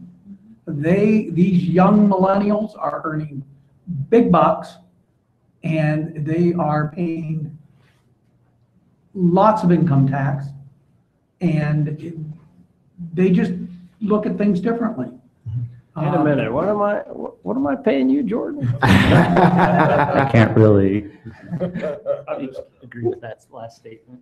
Well, but actually, it's funny because all the talk of millennials, and as a resident millennial, I would say this, that anecdotally, and I know there's tons of information out there about our age demographic. It's always interesting to read about it and live in it at the same time. The most interesting one I just read here the other day was some report from somebody, can't remember who, Business Insider, someone, said that we are the same time the richest and the poorest age demographic that's occurred because we have accrued so much debt through school, but also we have these highfalutin, awesome, high-paying jobs. But I just want to anecdotally to speak that me and my wife are formerly dual income, no kids, and now we are currently 2 kids, 1 income. So I say this because our age demographic does some things differently, but we have a fence, we have 2 dogs, we have 2 kids. We went down to 1 income because it's what has made the most sense in our life at this time. So I just want to stress that it looks different maybe, but in 5 years as my age, as you see some things start to shift, I actually, to give some direction per Dave's initial comment 6 minutes ago, I like these lot sizes. I think that it makes sense with what we're looking at. I don't necessarily need a big yard. I'm not a green thumb. This seems to be a generational thing. If that demographic is going to be entering into these home spaces, the price point is a huge philosophical concern. Me and my wife are in what's technically considered a starter home. I guess by this conversation, it's the biggest house I've ever lived in, just to give you an idea of my personal understanding. It's 1,400 square feet. So I just say all of this from personal experience, that the price point is a huge concern, that this idea that millennials have all this money to be able to spend is erroneous. We may not be the most, actually that same article said we're also better savers than any other generation, which I'm like, okay, I'm terrible at saving, so that's not here or there. I'll get off my soapbox here in just a second, just to give direction. I like it. I think that there needs to be some consistency with the 52 against the 65 foot, the orange and the green. But all in all, as a concept, it seems to work. I agree with the small lot. I mean, we see in Delaware, in even the old part, buying houses, tearing the house down and building a new house on the lot, okay? Which to me is just amazing, okay? Because they are small lots. They're not big lots. They're the old city lots. Some of them probably aren't even 50 foot wide, are they? 55? Some of them won't be. Yeah. So, I mean, I understand the thought of the small lots, and I'm not saying I'm against them. What I'm saying is we need to address it in the future in overall. What, how, house sizes may have to get smaller. It may be something that, it's like myself, me and my wife, eventually we're going to move into something smaller, because we just don't need, our house isn't big now, but we don't need that much room. Some of us have already moved to apartments. Yeah. Well, Dave, to your question, my opinion on the HOA. It would just be a single one. I'm not a fan of multiple HOAs within one development because of the maintenance of what developers are putting into the HOAs, the basketball courts and the pools and whatnot type of thing. And then you get just different neighbors playing at a different rate type of thing. So, my thought on HOAs is keep it as simple as possible with one. And it's, I mean, compared to the Glen Ross with over 1,000, 248 or 250 is kind of a smaller HOA. Anyways. Same way with the Belmont.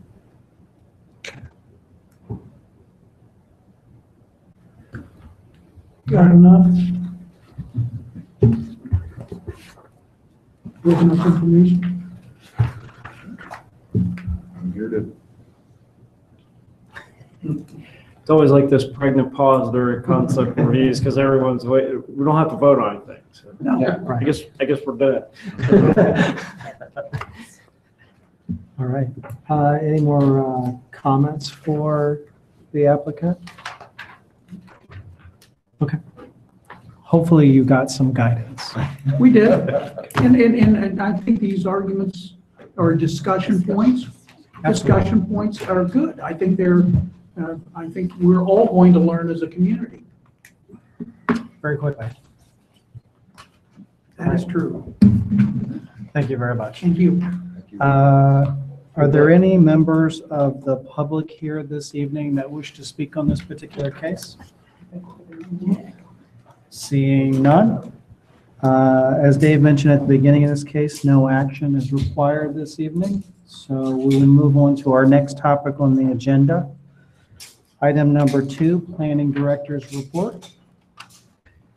Thank you, Mr. Chairman, members of the commission. A couple items actually here tonight. We thought this might be a little quicker, but with the early start time, we have a little bit of time, I think. So we I appreciate the mayor moving the meeting time up to 6:30. Also open to any feedback you guys might have, since we've done that a couple times now, but it's working for staff at any rate. I gave a version of this presentation to my staff as well as the city council and school district at a recent joint session. Just wanted to do the same thing for you, so you have the same information, and I'll do it more quickly because you've gone through a lot of these processes.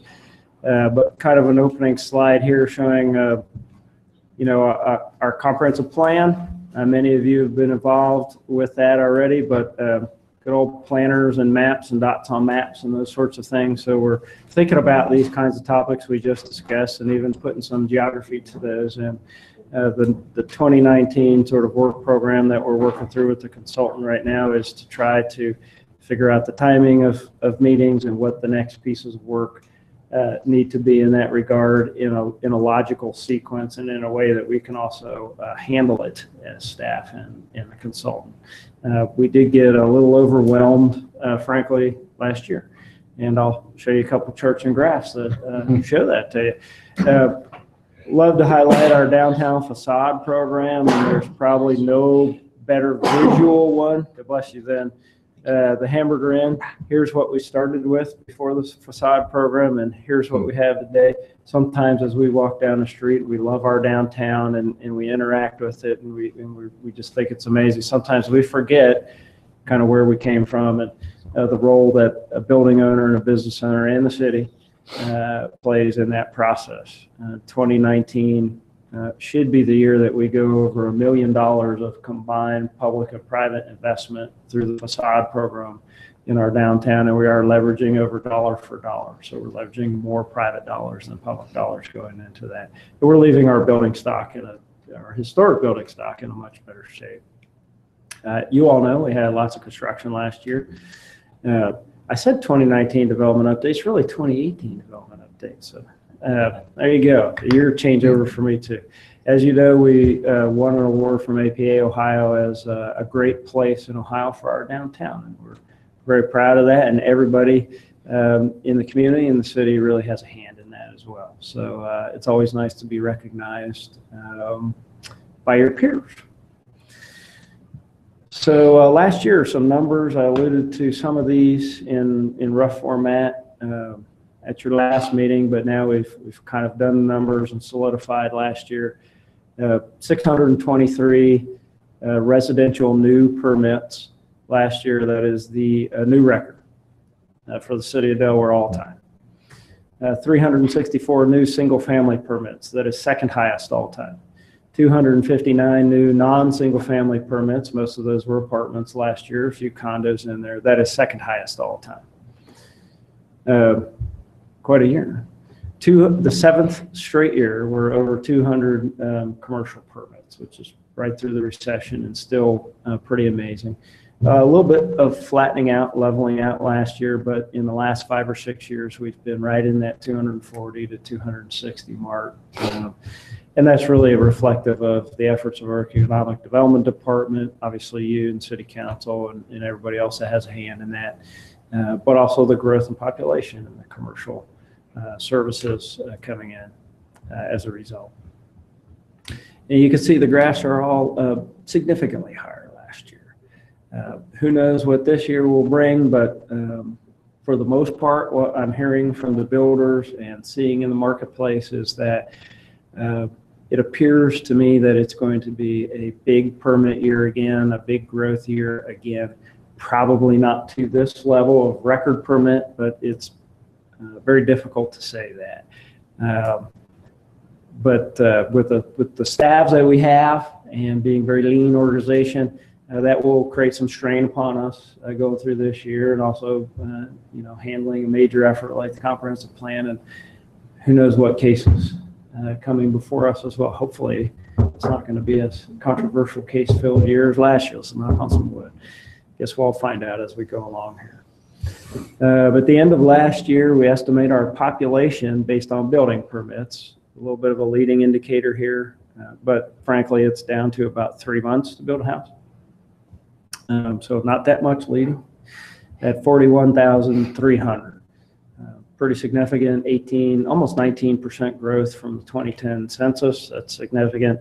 And as you walk up and down the streets of downtown, you get to greet 6,500 new residents and neighbors from that time period. So significant growth, actually the time period between 2000 and 2010.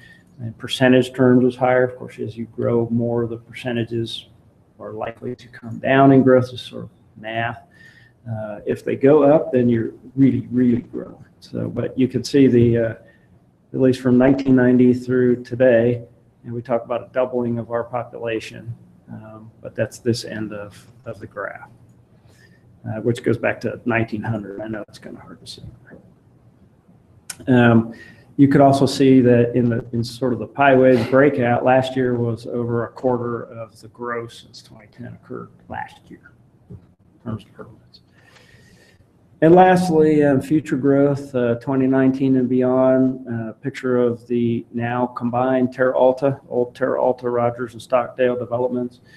We are working, a new community authority has been approved by council, at least the first step. There are more steps to go. The developers have indicated that they do want to follow through and come in and talk about upgraded recreational opportunity in addition to some changes to those plans and coordinating signage and entryways and all those kinds of things that I think we just discussed with the last one as well, with Commissioner Prawl. So that will be coming forward in the next few months, I anticipate. We have started construction in Terra Alta here, although the first units haven't been finished. We continue to talk about residential development, workforce housing in the changing housing market. We just had a lively discussion about that. We continue with our commercial, industrial, and innovation development included in downtown, the Sawmill Parkway area, perhaps some development around our airport, continuing to utilize that resource. And every one of our existing shopping centers is seeing at least pre-development activity and development activity in them as well. And I think some of those will be brought forward to you in the coming months as well, assuming that those projects fall through. We're working really as a community on two major efforts, Delaware Together. That's our comprehensive plan, as you know, but also Access Delaware, which is really our community conversation about transportation. You know, those two things need to work somewhat in concert and somewhat not in concert as the conversations may be. We have an outstanding steering committee on Delaware Together. It's over 30 people, which is good and bad. That's a lot of people on there, but it's a diversity of opinion and a lot of good people. obviously 3 from Planning Commission to keep the lines of communication going with this important body in that process as well. So that's what I wanted to share with you tonight. Next month, I believe we have the final development plan in and plat for the Seattle House Apartments. So we'll be reviewing that and probably bring it forward to you next month. Perhaps another section of Communities of Glen Ross, and perhaps next month or the month after, People in Need is looking to do how do I describe it, guys? Help me out here. Find the right words. A pavilion outside where they would distribute the foods and the goods that they distribute to their clientele. So, and this is be out at their facility on Johnson Drive. So it's a kind of open air, two phases, open air for phase 1, and then I think they'd like to close it in, but it's obviously it's a nonprofit, and so there's lots of money involved in that sort of thing. But obviously a great organization in our community. So those things are coming forward as well. Carrie had a short presentation discussion for you on some changing standards for our street lights, precipitated by some requirements by AP. And that will change some of the way that we do street lights in terms of how they look and where they are. So Carrie, if you want to get through that. Sure. Thank you for the opportunity to share this information with you. This was requested by Mr. Homan that I share this information with you because it will be somewhat of a change to what we are currently used to be seeing. This has been, I think, facilitated is the right word with the efforts in updating the design manual, which this is a significant piece of. And it's the last piece that will push forward the adoption, provided there's no concerns beyond this. So this, in July of last year, AEP approached the city and said, from this point forward, streetlights need to be metered. And we're like, whoa, we need to transition to that plan. So that was the moment in which I started working with city staff, as well as some of our development community, contracting professionals to figure out what's the best way to move this forward. And in evaluation of that, we looked at our current lighting system, which is 2 to 3 street lights on a disconnect. So they have their own power source. It's only about 2 to 3 lights maximum. And we do the both sides of the street concept. Then we looked at placing metered street lights on both sides of the street, which essentially almost doubles the infrastructure that's present. It'll be running parallel on both sides. You have conduit wiring going to the poles, increasing the number of street crossings, which as the city, we can't maintain. That would have to be contracted out. And then we looked at metered street lighting on one side of the street. And it would have still street crossings, but not as many as having street lights on both sides. It has some significant benefits for the city. So, in speaking with Mr. Homan earlier this month, he asked for some specific information with respect to aesthetics, with respect to maintenance, and with respect to cost. And I have provided him a memo with that information, but to give it to you in brief, aesthetically, would it be different than what we have been doing in the recent past with single-family subdivisions or subdivisions in general? And yes, it would. But that's not to consider that we shouldn't do it. It's just a difference. There are locations throughout the city where street lighting on one side of the street is already present. It's mostly in our historical parts of the city where AEP lights are present. I did also some benchmarking just for your consideration and make sure I read the right line. Columbus, Sunbury, Galena, Groveport, Canal Winchester, and Gahanna also install residential streetlights on only one side of the street. New Albany, Dublin, and Powell only illuminate their intersections. So that just kind of gives you a little benchmark to go from. We already are providing lighting. I failed to mention one of the other components that Mr. Homan was concerned about was the photometric performance and how much light are we putting onto the road. And we will still be meeting the same photometric of the roadway Presently, when plans are submitted, the calculation and information is evaluated based upon the roadway. So we took a look at, well, what about the sidewalks? And I worked with actually EMH&T, who worked with us willingly, so I very much appreciate their help in my being able to do this analysis. But we will be essentially providing the same service. It was more uniform with lighting on both sides of the street, but keeping it on one side of the street, we are still providing the same illumination. So, sorry, my kids are getting ready for bed, so I thought maybe they were texting me, so I looked at my phone there for a minute. Sorry about that. So, with that said, I have confidence that going to one side of the street is a benefit, and if I didn't feel comfortable with it, I never would have recommended it and gone through all this effort to put the new standard together. It'll still be the same light pole, it'll still be the same fixture. It's just going to go to one side of the street. The last thing that I haven't mentioned yet is that if we were to do meter street lighting on both sides of the street, it would likely increase our maintenance cost by 23%. And a lot of that has to do with the fact that we do all our own locates for the city of Delaware, and that would almost be more than 50% of one person's full-time job a year doing locates. Locate, that's what we call oops, you have to locate the underground utilities. Yeah, thank you. So that going to both sides of the street would it look nice? Sure, but I think it has some significant impacts to our infrastructure and our maintenance costs that currently would be difficult to fund, and there's limited funding for maintenance on multiple levels, just not local levels at this current time. So if there's any questions about that street lighting, I'm more than pleased to answer your questions. I've been working on this pretty diligently since July with the help of Jerry Warner and Jessica Ormeroyd. Carrie, I appreciate the presentation. Commissioners, I think beyond all the technicalities, the biggest difference is going to be noticed aesthetically, visually.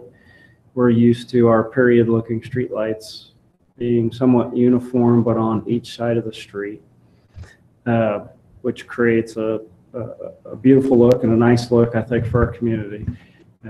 This will be different, and it'll look different having them all on one side of the street. Frankly, I'm not sure how much I really love that idea, but I understand the technicalities, I understand the rationale why we have to do this through AP, so and to meter the street light. So it'll just be something that I think, come to accept in our built environment. And I think we're trying to keep it to subdivisions that aren't already in process, Carrie, or at least sections of certain Sure. sections. There's 3 projects that are currently in construction that are affected. Glen Ross 15, Glen Ross North Section 2, Willowbrook 2, and then any subsequent section of these subdivisions thereafter. Communities at Glen Ross Section 15 was noted on their CIAC, which is basically their agreement with AEP to get power, that it had to be meter streetlight. So it's specifically documented on their service agreement. So that's the 3 that are currently in construction. And then there's 4 projects that have approved engineering plans that will have to have their lighting plans revised and resubmitted for approval. It's Stockdale Farms, Glen Ross North Sections 3 and 4, communities at Glen Ross 13, and Lantern Chase Part 2, which is the final finish out for Lantern Chase. Full disclosure, AP contacted me and said that Terra Alta had to be metered. And I turned around and said, can we discuss this, please? And he goes, well, it has to be metered. And I'm like, well, it's already constructed and energized. And they're like, oh, it's already turned on? I'm like, yeah. He goes, okay, we're okay with this. I'm like, thanks.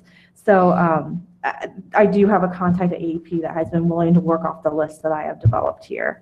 And then there's 2 projects currently in design that are unable to be completed and fully approved because of the lighting. And that's Springer Woods J Court, which is a single cul-de-sac that wasn't completed with the original Section 1, and Communities at Glen Ross 13.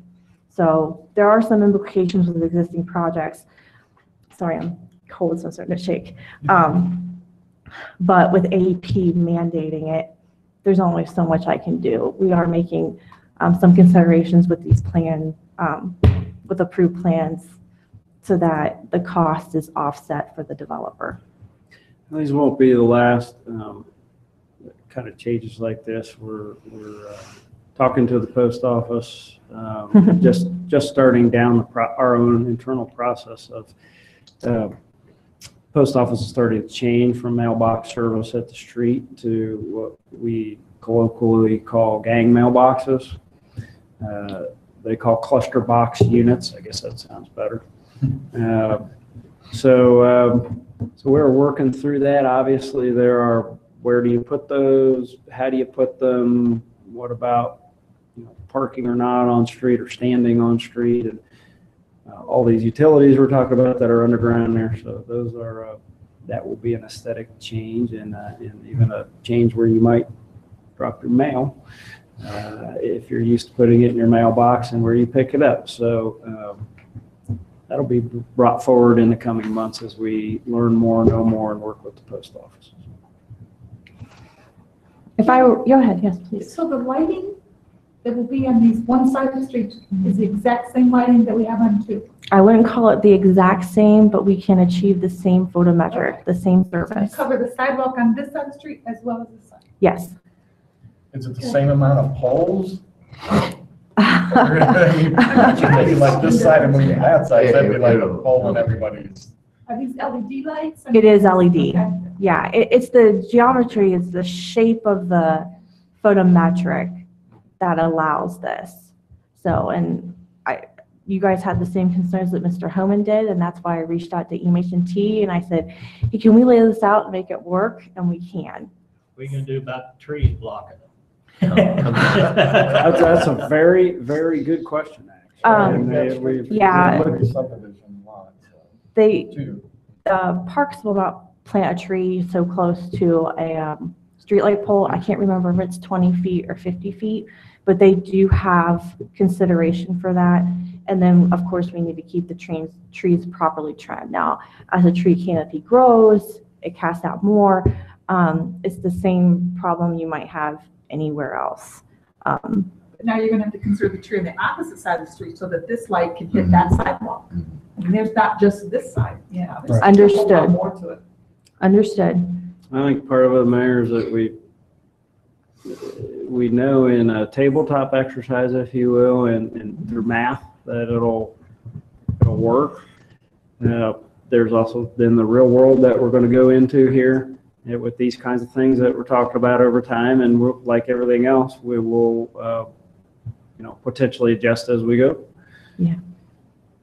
The flats at Houck Road, will that be affected by this? Flats is private, so Okay. it doesn't have public Okay, street good. lighting. Thank you.